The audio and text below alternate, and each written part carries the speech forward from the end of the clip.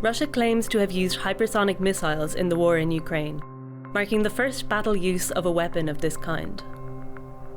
A hypersonic weapon can travel over 5 times the speed of sound, change trajectory mid-course, and has the potential to evade traditional radar detection.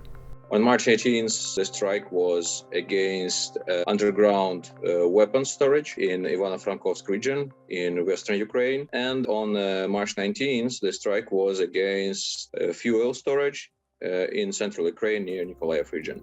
China was the first country to publicly unveil its version of a hypersonic weapon, a DF-17, showcased during a national military parade in 2019. But how do hypersonic weapons differ from the weapons that already exist? And why are some of the world's biggest military powers set on developing them? The reason that people are interested in this type of system is in large part because it can fly low underneath radar, basically take advantage of the curvature of the Earth. It reduces detection time.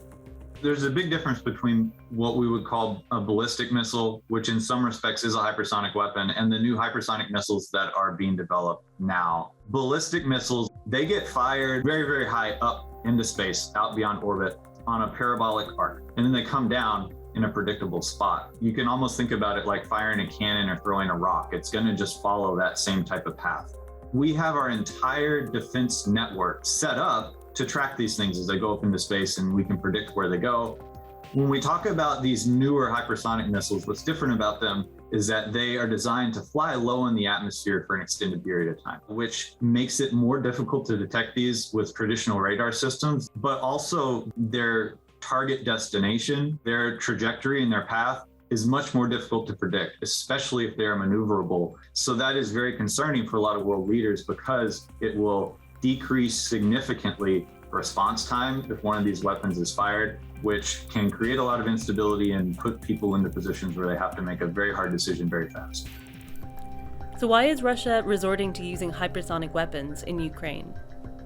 In case of the strike against the hardened underground weapons storage or munitions depot, there seems to be a very real military mission for that, especially given that it is located quite far from the front line and from the places where Russian strike systems are actually deployed. And you need something fast, something that can strike deep under the ground to actually have a success. So there is military value. In second case, probably less so, although there was value from the operational perspective, from the testing exercise perspective. And unfortunately, the biggest takeaway is that as, for example, Syria or other countries before became a test bed for all sorts of weapons because of the ongoing conflict. Now the same fate is experienced by Ukraine. And well, actually, this is a catastrophe for everyone, for all of Europe, and for Russian and Ukrainian people alike.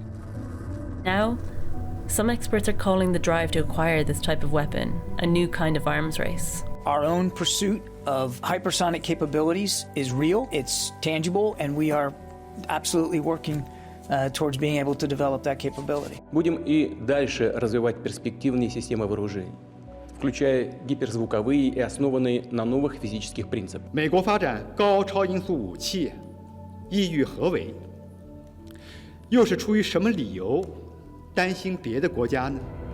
I think definitely there will be greater demand to speed up such developments, but also not only the development of hypersonic strike systems, but also defensive systems tailored against hypersonic threats, against hypersonic weapons.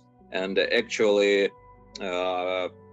unfortunately, we are entering yet another cycle of this offense-defense arms racing. I'm somewhat hopeful that sometimes after such grave crisis that we have now, we see a renewed, reinvigorated push for arms control and risk reduction. But at the moment, the perspectives seem grim.